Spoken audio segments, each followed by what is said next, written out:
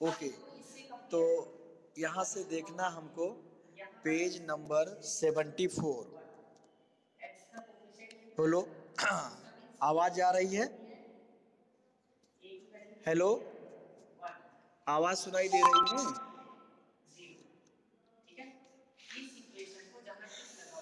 चलिए, ruling party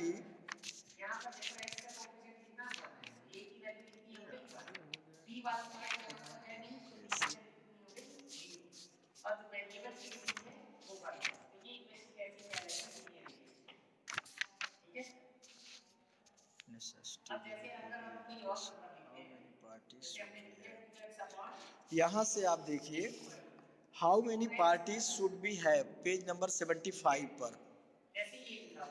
in a democracy any group of citizens is free to form a political parties. Means क्या कह रहा है कि किसी भी डेमोक्रेसी में या लोकतंत्र में सिटीजन्स को राइट है अपनी पार्टी बनाने का, form of political parties. In this formal sense there are a large number of political parties in each country. क्या कह रहा है?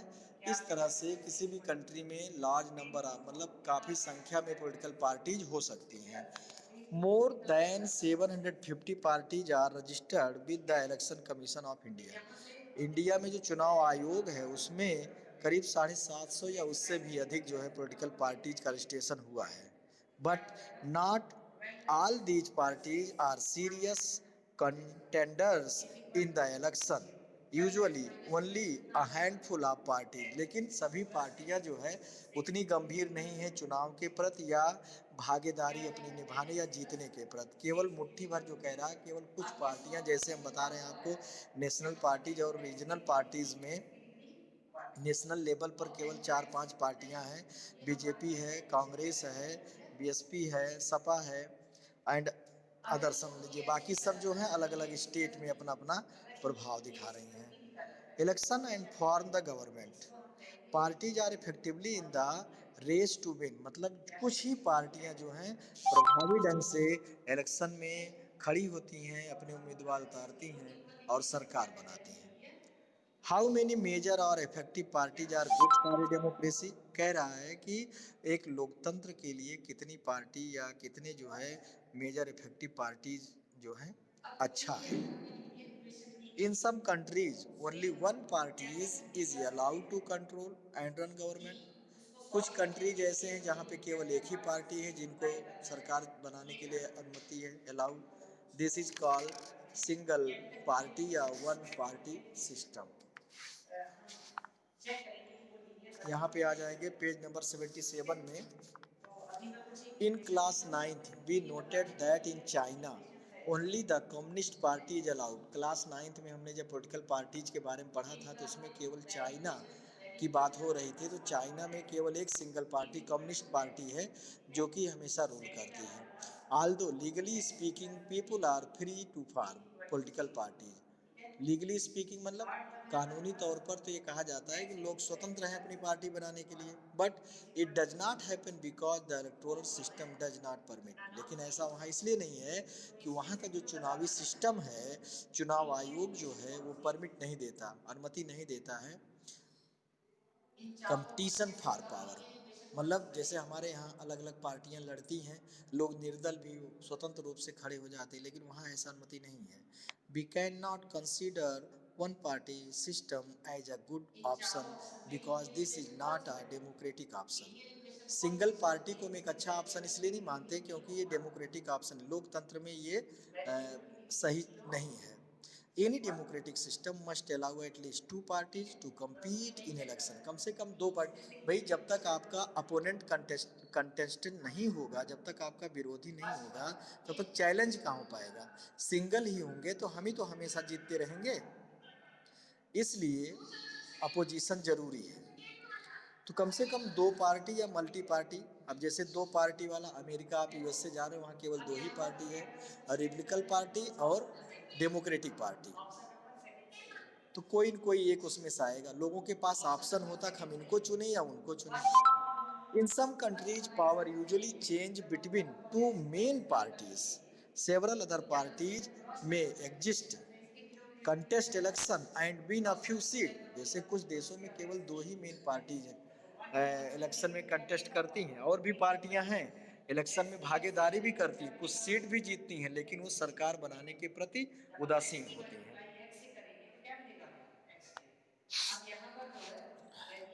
But only the two main parties have a serious chance of winning majority of seat to form government. Such a party system is called two-party system या bi-party system. United States of America, United Kingdom are example of two-party system. If several parties compete for power and more than two parties have a reasonable chance of coming to power either on their own strength or in alliance with other. जैसे हमारे यहाँ multi party country है India, बहुत से parties हैं, तो यहाँ पे चांस एक पार्टी की जगह दूसरी पार्टी को भी हो सकता है, या छोटी छोटी पार्टियां अलायंस जो आप देखते हो गठबंधन का दौर चल रहा है, उनको भी मौका मिल सकता है. We call it a multi-party system. Thus, in India, we have a multi-party system. In this system, the government is formed by various parties coming together in coalition. इस सिस्टम में क्या होता है, सरकार जो बनती है वो कोलिएशन के, अगर सिंगल पार्टी को मेजॉरिटी नहीं है, आज देखिए कई सालों से सिंगल पार्टी मेजॉरिटी में नहीं है, दो मेन गठबंधन हैं, अलायंस हैं, कोलिएशन गवर्नमेंट, एनडीए और UPA. NDA national democratic alliance जो बीजेपी का ग्रुप है, इसमें भी कम से कम 10-12-20 पार्टियां हैं, और जो कांग्रेस का ग्रुप है यूपीए, इसमें भी जो है कई पार्टियां हैं,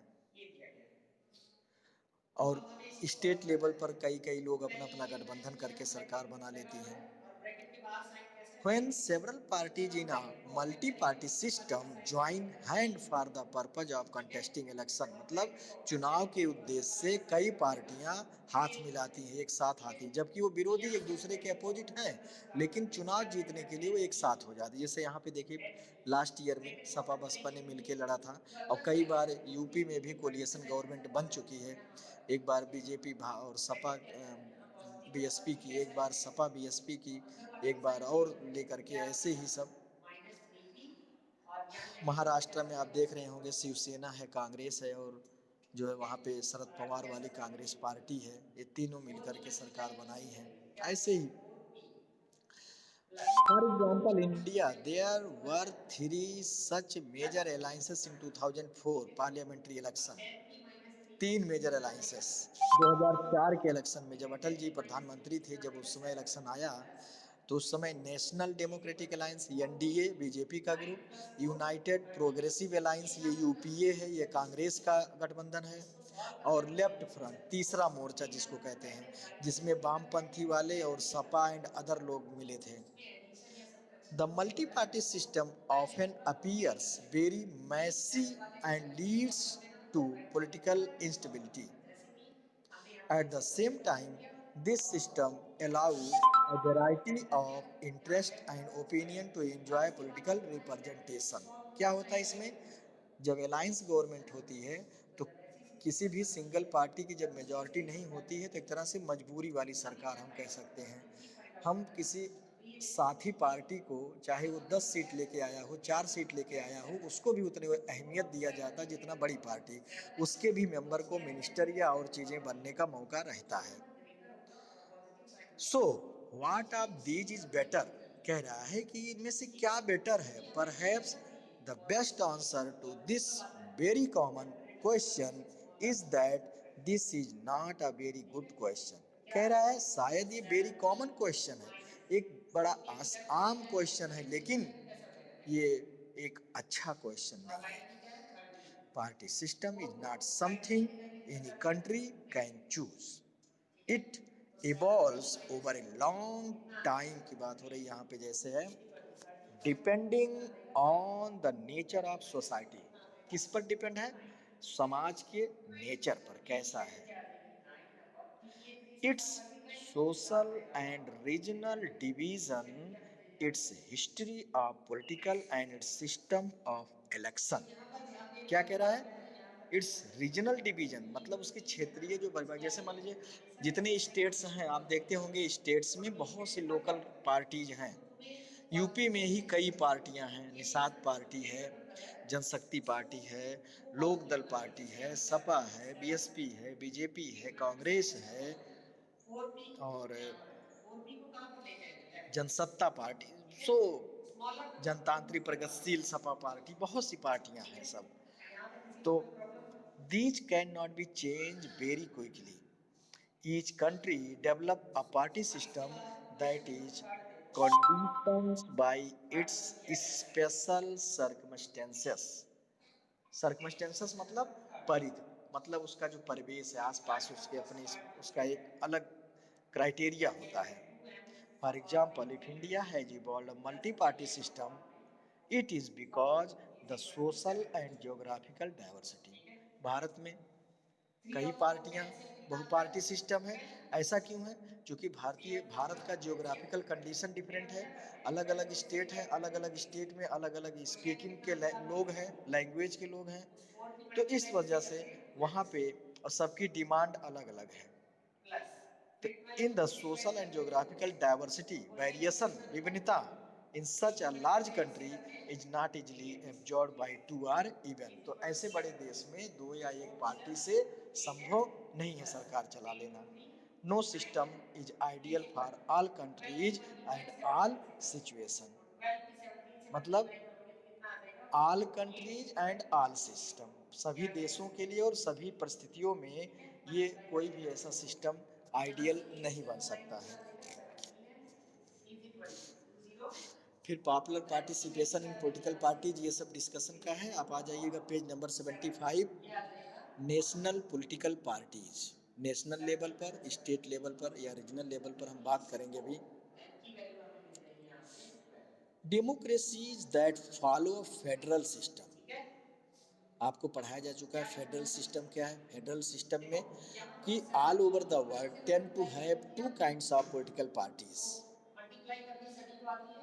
फेडरलिज्म संघवाद जिसको हम कहते हैं, जैसे union, state and local government हमारा डिवाइड है तीन उसमें, तो ऐसे ही पावर को शेयरिंग किया गया है, सेंट्रलाइज पावर नहीं है। Of political parties, parties that are present in only one of the federal units and parties that are present in several or all units of the federation। मतलब जैसे कुछ पार्टियां जो हैं एक सिंगल फेडरल यूनिट्स में, एक ही संघीय ढांचे में है, या बहुत से several of all units of federation. This is the case in India as well.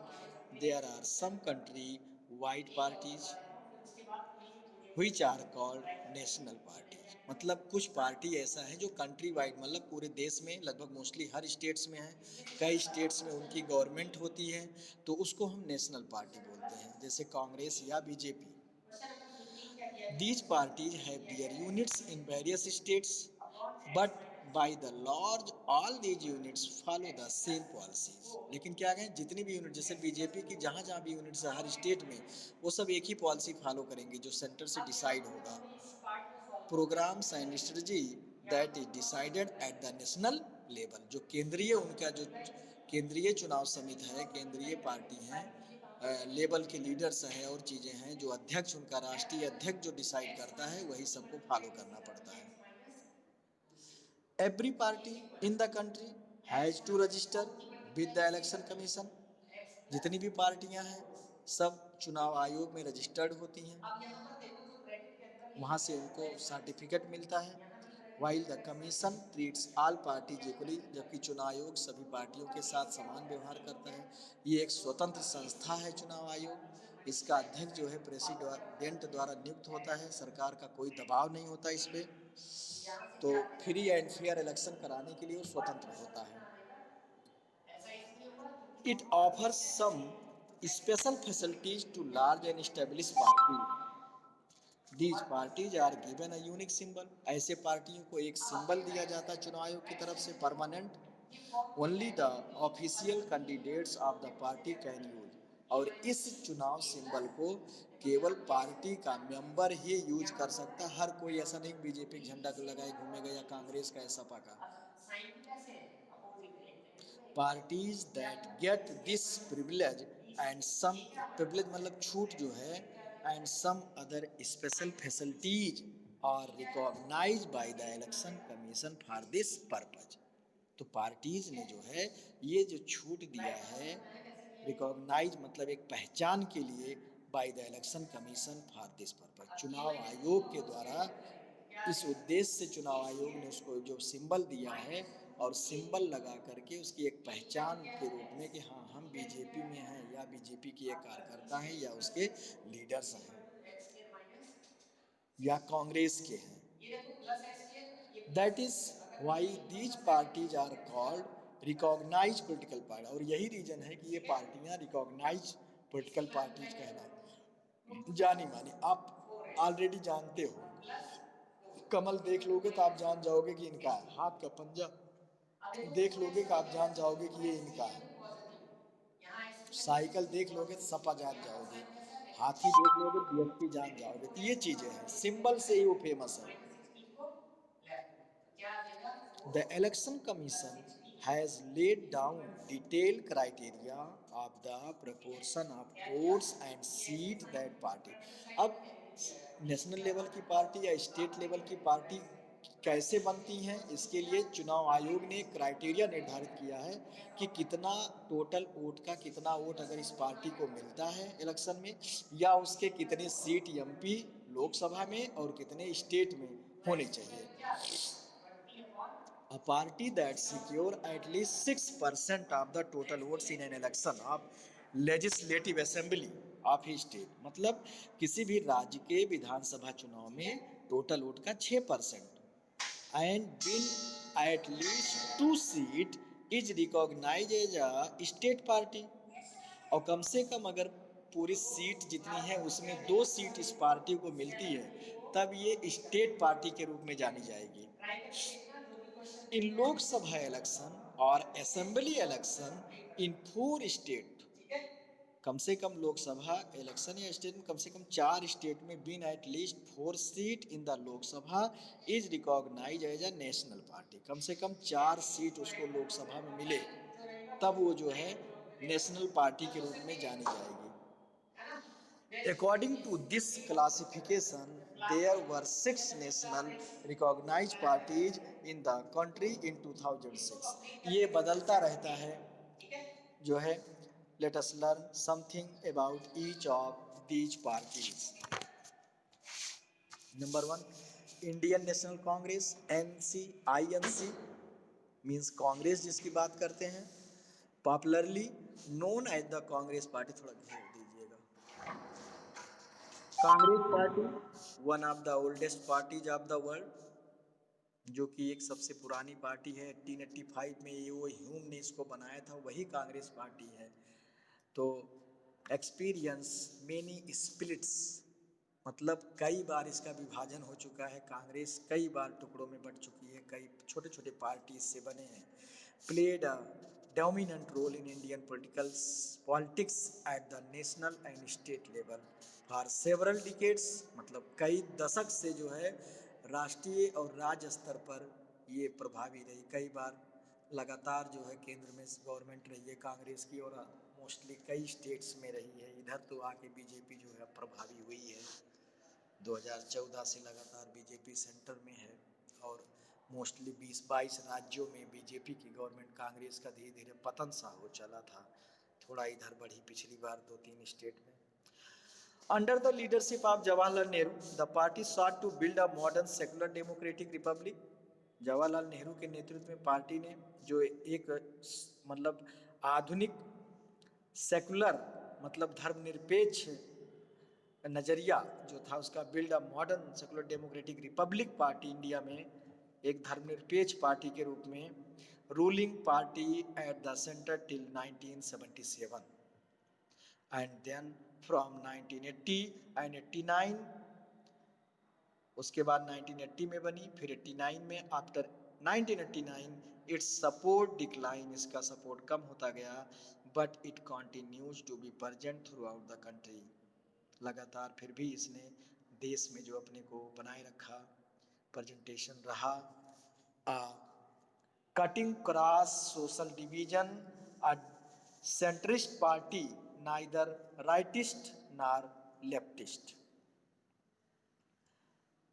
मतलब एक सेंटर के रूप में, ना कि राइट ना लेफ्ट, बीचों बीच। In its ideological orientation the party espouses secularism and welfare of weaker section and minorities, जो था इसका धर्मनिरपेक्ष और कमजोर पिछड़ों के लिए और अल्पसंख्यकों के लिए था। Supports new economic reform but with a human face, emerged as the largest party with 145 member in the Lok Sabha election held in 2004। 2004 में पुनः एक लार्जेस्ट पार्टी के रूप में बन के आई ये 145 सीट, लेकिन बहुमत के लिए कम था। तो अदर जो इसकी अलायंस था, गठबंधन, United progressive alliance coalition, underline कर लीजिएगा मेन मेन चीज़ें, government at the centre, centre में बनाई। अगला है Bharatiya Janata party BJP, founded 1980 में, उसके पहले जनसंघ था, आडवाणी और अटल जी ने इसका फाउंडेशन किया बीजेपी का।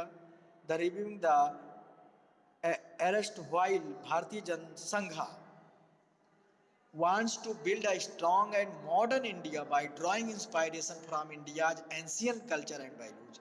भारत के प्राचीन सभ्यताओं और मूल्यों को बढ़ाने के लिए एक मॉडर्न इंडिया, उसके तर्ज पर कल्चरल नेशनलिज्म, हिंदुत्व, हिंदूवाद को लेकर के ये आगे बढ़ी। is an important element in its conception of Indian nationhood and politics, wants full territorial and political integration of Jammu and Kashmir with India।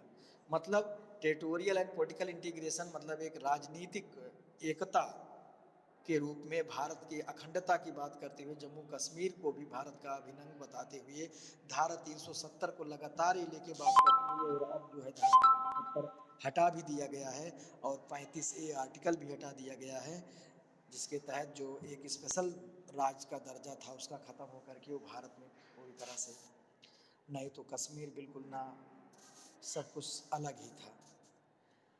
Wants full टेरियस Jammu and uniform civil code, एक समान रूप से नागरिक आचार संहिता, नागरिक संहिता जो है कानून for all people living in the country, respect of religion and ban on religious conversion, मतलब धार्मिक जो परिवर्तन लोग कर रहे थे, धर्म परिवर्तन, इस पर भी बैन लगाया।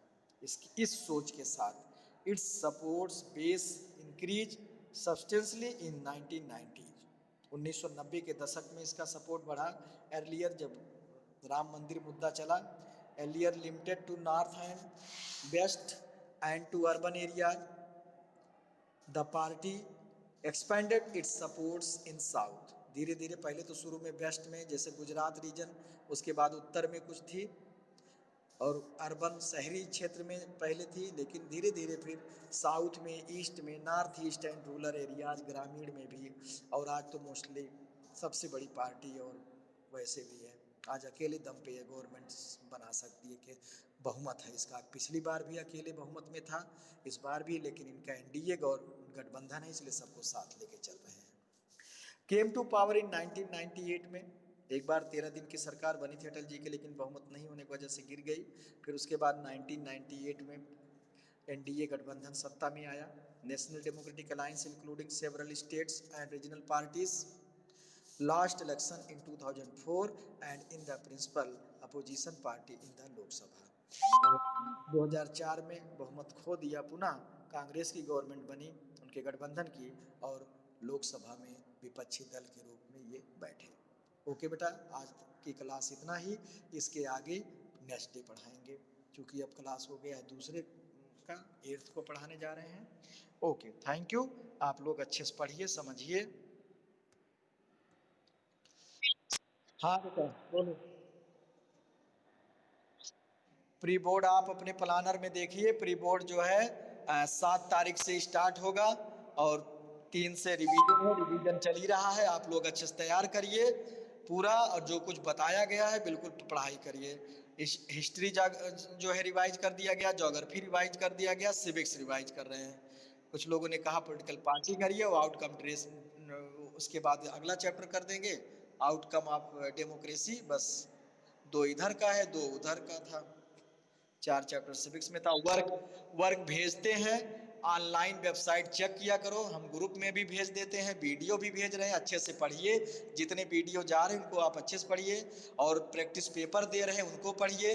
पीडीएफ ज्योग्राफी और हिस्ट्री का हमने टेस्ट लिया था वो भी भेजा था, ज्योग्राफी का दिया उसका आंसर भी भेजा। आप वेरी मल्टीपल चॉइस भी करिए, अच्छे से समझिए, पढ़िए, तैयारी करिए। ओके, और बायो में भी अच्छे से पढ़ते रहिए। कोई दिक्कत हो तो उसको पूछे, और क्लास अगर आ सकते हो तो क्लास आइए। ओके बेटा।